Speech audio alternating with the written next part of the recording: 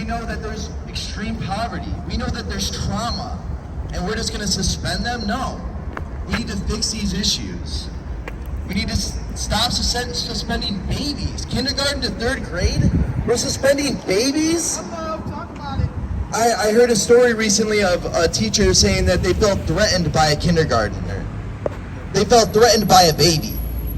No.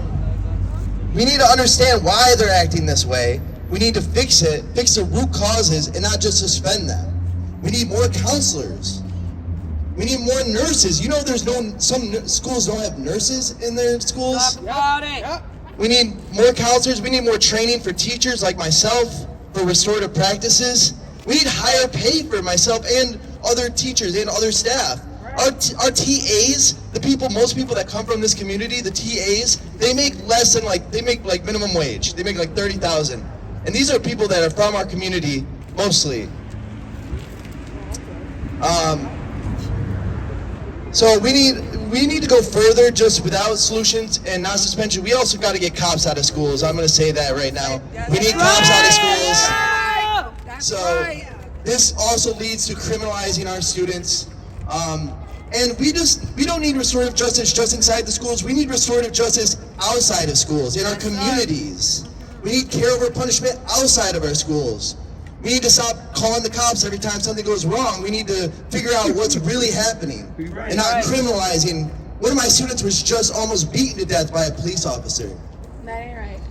It's care over punishment. We need, in every aspect of our society, we need to think about care over punishment, understanding over punishment, figuring out what is the real issue, and meeting their needs, meeting our society's needs, meeting our students' needs. So the work continues, and we demand solutions, not suspensions. So educational justice now! Educational justice now! Educational justice now! Educational justice now! Educational justice now! Educational justice now! Thank you, thank you. Yay! Thank you so much, Joe. Yeah.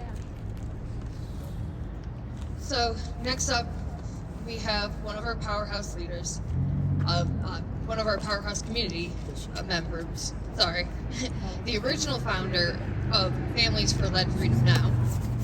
Darlene and her story were integral in helping Citizen Action's legislative director draft the Childhood Lead and Safe Housing Act. I'd like to introduce you to another powerhouse community advocate who demonstrates love through her action in her community every day. She fights for affordable, safe, lead-free housing, not just for her, but for everyone in our community. Please welcome Darlene Medley.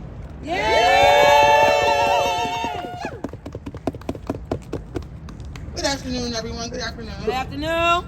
So I want to get y'all hyped up a little bit. So I'm going to say, get the lead out, and y'all going to say now, okay? Yeah. Get the lead out. Now! Get the lead out. Now! Get the lead out. Now! Hello, many of you know me. You know my story already. 2 of my children have been poisoned by lead in our home, and the health department just recently came and retested last year in May, and it came back 5 times worse than the first time. That ain't right. We are still in that same house.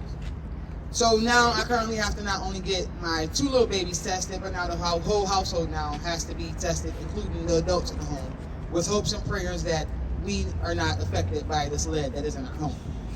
Today I'm here to speak up for not only my own children, but for all the children in Onondaga County. We all know how bad the housing situation here is in Syracuse. We have so many terrible landlords who don't maintain their properties, who force renters to live in horrible conditions because profit is more important to them than the people.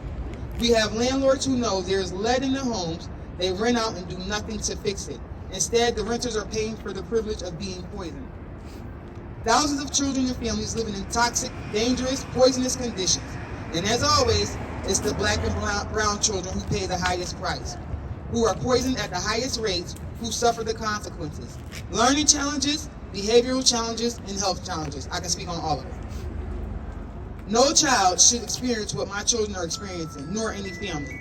Every one of our kids deserve a safe place to live. We need the state legislators to pass the Childhood Lead Poisoning Prevention and Safe Housing Act now. This bill requires that lead is removed from all rental properties. Obviously, we need to do this immediately, but we have another problem. Landlords don't use programs that are already available for lead removal, things like free window replacement. Instead, they try to shift responsibilities for repairs to renters. I've experienced this firsthand myself. So another thing that is important about the bill is that it actually holds landlords and towns accountable if they don't remove the lead from their rental properties. We need that accountability. The worst part of the whole lead crisis is that it's a choice. We are a society, we are a state. We have chosen to allow this crisis to continue. We could end it right now. We could have it ended long, long ago, but we chose not to. It's time to make a choice. It's time to pass the Childhood Lead Poisoning Prevention and Safe Housing Act and make the choice to give all the children in Onondaga County a safe place to live. Thank you.